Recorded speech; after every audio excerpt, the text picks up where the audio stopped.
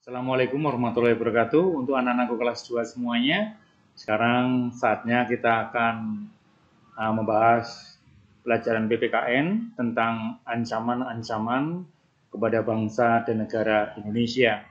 Anak-anakku, sebelum acara pembelajaran PPKN, ngajar PPKN Pak Didi, marilah kita buka dengan baca suratul Fatihah.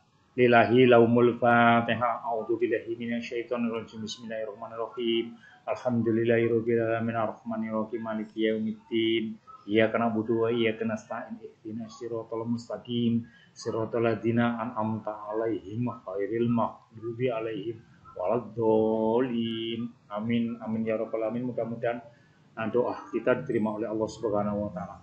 Anak-anakku kelas 2, kali ini yang kita bahas sesuai dengan kompetensi dasar atau KD adalah menganalisis berbagai macam ancaman ya dan upaya penyelesaiannya. Ancaman dalam bidang apa saja Pak Didi? Macam anakku. Ada bidang ideologi, politik, sosial, ekonomi, pertahanan dan keamanan.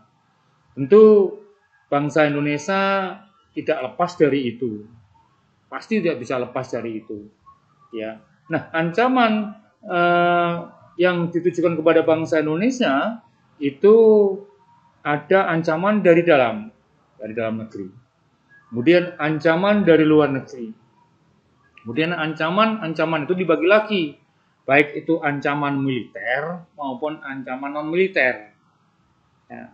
Nanti kita bahas satu persatu, tentu saja itu ada latar belakang bagaimana ancaman itu pengertiannya, kemudian ada lagi dengan contoh, kemudian bagaimana kita pentingnya menjaga integrasi bangsa, hubungan integrasi dengan ancaman, cara penanggulangannya, cara penyelesaiannya, juga cara menjaga keutuhan wilayah negara Republik Indonesia. Anakku, tentu kita lanjut latar belakang. Latar belakang daripada banyaknya ancaman-ancaman ke negara kita Indonesia tidak lepas dari bahwasanya bangsa Indonesia, kalau itu ancaman dari luar negeri, bahwa bangsa Indonesia itu terkenal kaya raya, penduduknya ramah tamah, ya, kaya raya dalam hal kekayaan alamnya, kemudian kesuburan daripada tanahnya, ya, kemudian juga budaya suku bangsanya beraneka ragam, satu sama lain saling menghormati. Agama kita juga banyak, ya, ada 6 agama. Tentu orang dari luar negeri, baik itu tetangga kita Indonesia maupun jauh, itu mengincar. Nah, bangsa Indonesia ini mestinya harus dimanfaatkan. Ya, ini pengaruh ancaman dari luar negeri. Cuman kan dalam hal apa? Macam lah.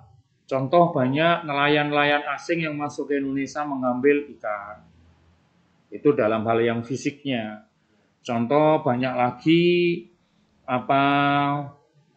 orang asing masuk ke Indonesia memberikan dampak negatif tentang budaya mereka yang dibawa ke negara kita Indonesia. Ya. Contoh bagaimana Pak Didi orang asing bisa membawa budaya ke Indonesia? Tentu ada di samping hal yang positif. Kalau kita lihat itu wisata internasional, orang-orang asing yang masuk ke Indonesia, budaya di sana masuk ke wilayah kita Indonesia. Ya. Di antaranya apa Pak Didi? Kebiasaan orang-orang asing yang ada di Indonesia. Ya. Di antaranya mereka suka minum-minuman mengandung alkohol. Mereka juga pakaiannya seperti itu, artinya membuka aurat, baik laki-laki maupun perempuan. Kemudian kalau malam mereka suka dansa-dansu di nightclub.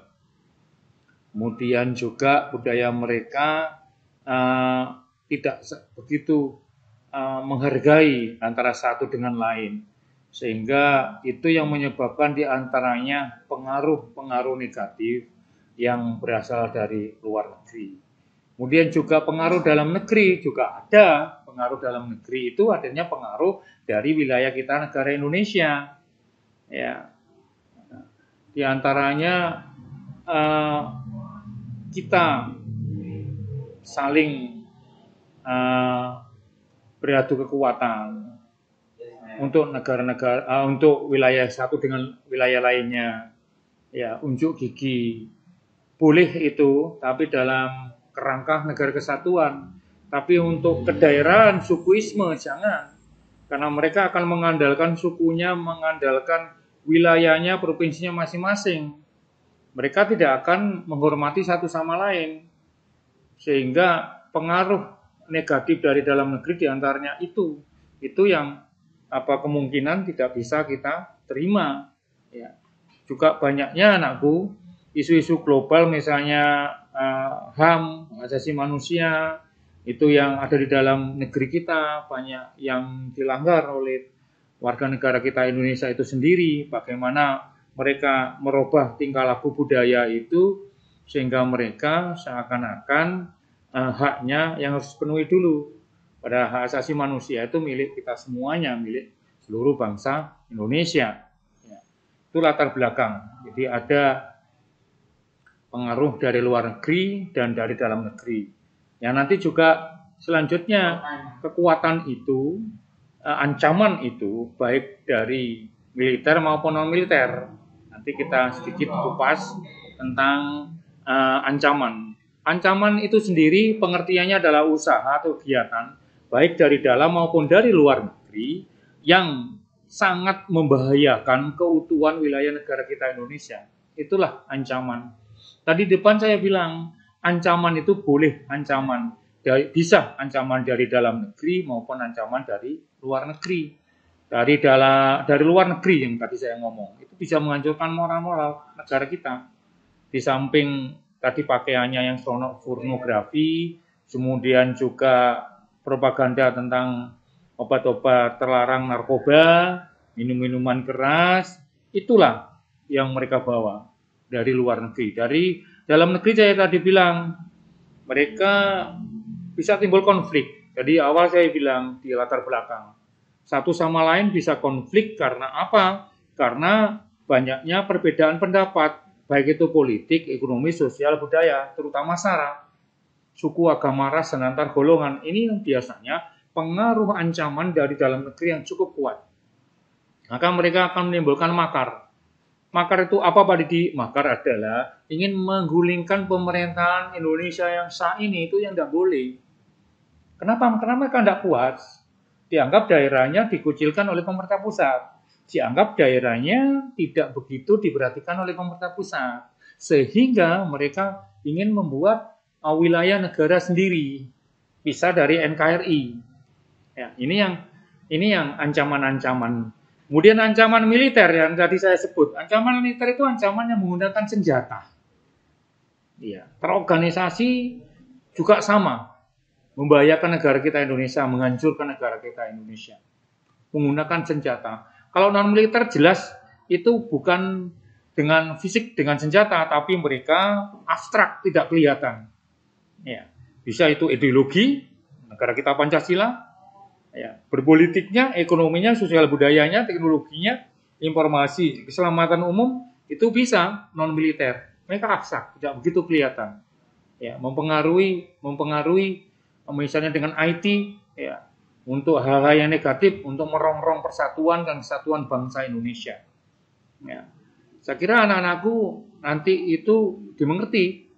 Nanti anak-anakku kelas 2 juga harus pahami. Baik ancaman dari luar negeri, dari dalam negeri, ancaman non militer maupun ancaman militer. Yang semua ancaman itu harus kita tanggulangi.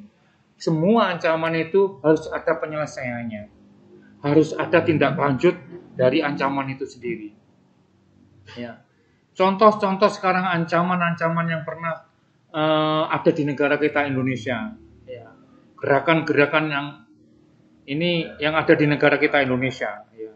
Ya, ancaman bisa berupa militer, bisa berupa kekuatan senjata. Ya.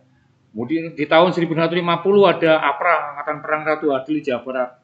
Ada Andi Aceh Sulawesi Selatan dengan permulaan tahun 1950. Ada Republik Maluku Selatan yang ingin memisahkan diri tahun 1950. Kemudian ada PRRC atau Permesta di wilayah Sulawesi pada tahun 1958 sampai 1960-an. Itu semuanya ingin memisahkan diri. Sampai sekarang di Papua ada UPM, Organisasi Papua Merdeka. Sampai sekarang, mulai tahun 1960, karena mereka saja puas terhadap wilayahnya yang dianggap daerahnya itu kurang diperhatikan oleh pemerintah pusat tentunya. Ya. Ancaman terhadap ideologi Pancasila juga begitu juga. Kalau tadi itu ancaman yang atas adalah ancaman gerakan-gerakan secara fisik, separatis. Ini ancaman terhadap ideologi Pancasila, misalnya ada pemberontakan PKI, ya, ada di Madiun tahun 1948, ada DITII di Jawa Barat, Kalimantan Selatan, Sulawesi Selatan, Aceh, ya tahun 1947 sampai 1962, beserta pengikut-pengikutnya berkeliaran sampai sekarang.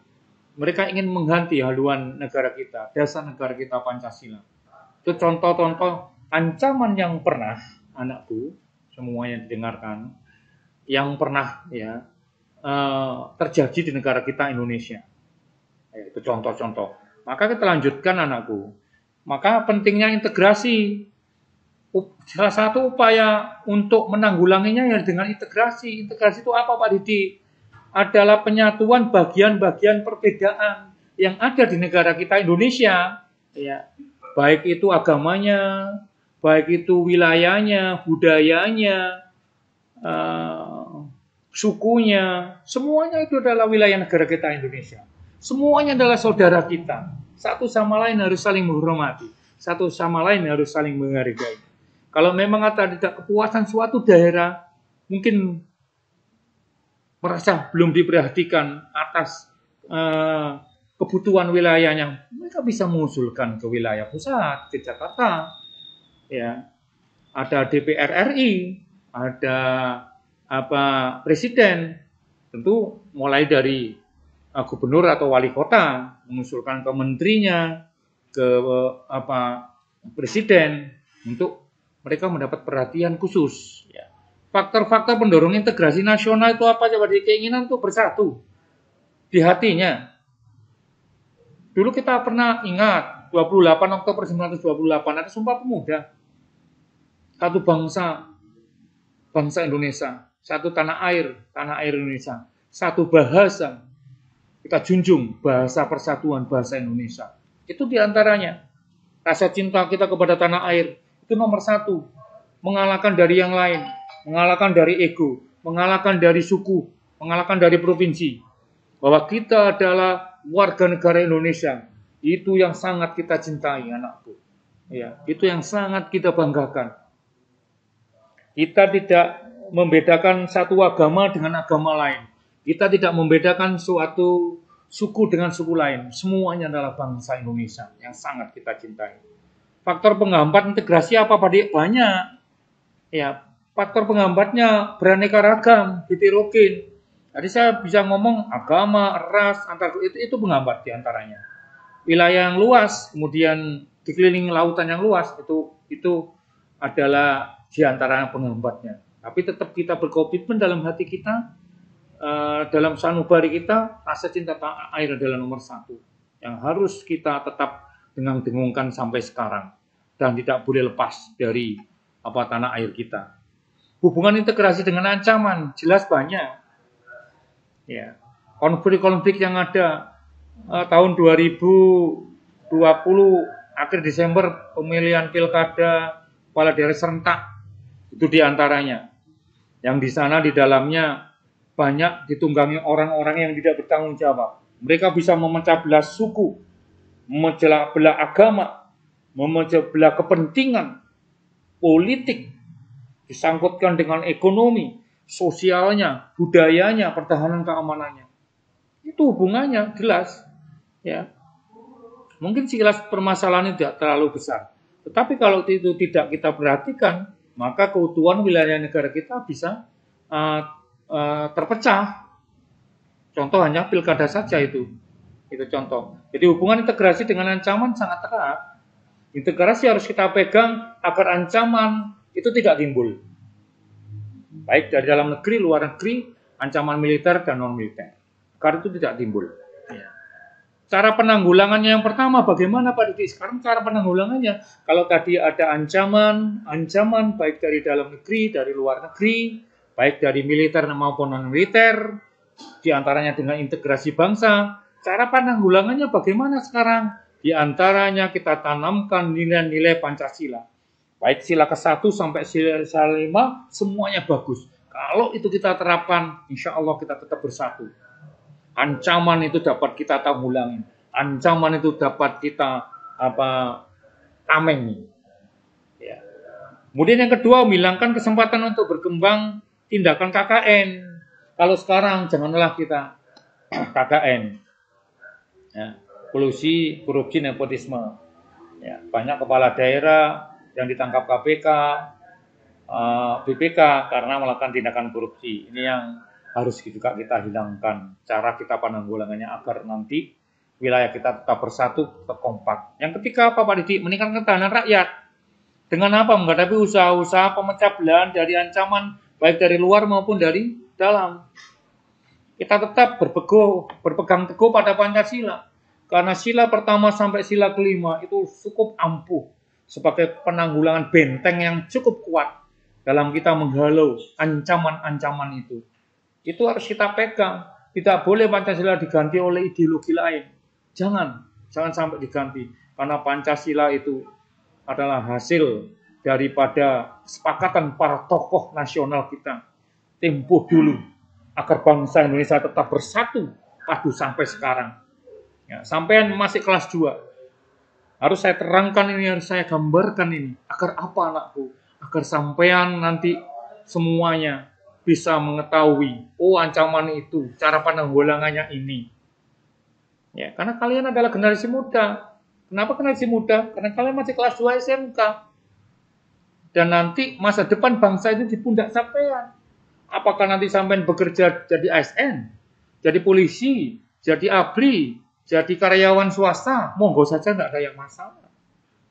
Tapi NKRI harga mati. Artinya harus sangat kita cintai, harus kita banggakan negara Republik Indonesia. Ya.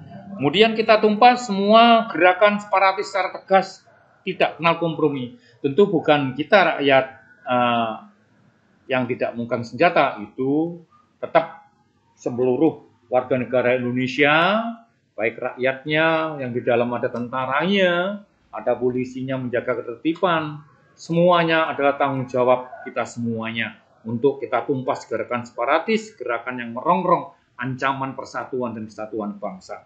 Kemudian membentuk satuan sukarela yang terdiri unsur, tadi saya bilang di awal tadi ada masyarakat, TNI, Polri, kemudian kita memerangi separatis, memerangi ancaman-ancaman itu, sehingga negara kita tetap utuh, bersatu, adil dan makmur. Itu adalah tujuan kita bangsa ini. Cara menjaga keutuhan bagaimana Pak Didi?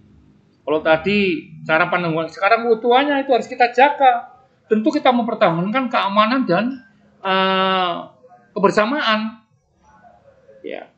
Bahasa Indonesia, tanah air Indonesia memiliki satu, yaitu Pancasila, dasar negara kita. Kita punya Undang-Undang 45. Kita punya Sang Saka Merah Putih. Ya. Yang itu semuanya sebagai dasar kita untuk melangkah, untuk menjaga keutuhan NKRI. Kita semuanya memiliki semangat persatuan dan kesatuan. Kita punya wawasan Nusantara, semangat untuk menjaga persatuan dan kesatuan dalam segala aspek kehidupan. Tadi saya bilang sosial, ekonomi, politik, pertahanan, keamanan, yang awal ideologi, itu tetap kita menjaganya dengan wawasan Nusantara. Karena kita sangat cinta kepada bangsa dan negara yang selama ini adalah tempat kita dilahirkan, dibesarkan, dan nanti kemudian kita akan meninggal ke dunia. Kemudian ketentuan lain apa yang dapat kita pakai sebagai dasar untuk menjaga keutuhan? Ya, di samping ada Pancasila, Undang-Undang Dasar 45 sebagai landasan konstitusional, landasan idealnya Pancasila, tentu ketentuan lain dapat kita sampaikan di sana. Berlaku di daerah itu mungkin peraturan daerah, keputusan kepala daerah, itu juga kita sebagai acuan untuk menjaga persatuan dan kesatuan daripada perpecahan. Ya, itu diantaranya untuk menjaga keutuhan NKRI ya, yang sangat kita cintai bersama-sama. Pak Didi, sampean semuanya sangat cinta pada bangsa dan negara. Saya yakin itu ada di benak sampean, ada di hati sampean kalau NKRI adalah sangat kita cintai. Ya. Mungkin itu nanti kita lanjutkan di pertemuan yang akan datang mengenai sekilas ancaman, cara penanggulangannya, kemudian apa untuk menjaga keutuhan. Sehingga nanti anakku kita semuanya sebagai warga negara Indonesia dapat menjaga persatuan dan kesatuan bangsa, keutuhan bangsa negara kita Indonesia. Saya kira cukup sekian dulu anakku kelas 2. Saya berharap kalian mengerti, karena nanti kita akan tanya jawab, ya, boleh, ya, kita akan tanya jawab, ya, dan kami akhiri nanti setelah ini ada pelajaran yang lain dengan bacaan Bismillahirrahmanirrahim, Bismillahirrahmanirrahim, dan saya akhiri wassalamualaikum warahmatullahi wabarakatuh.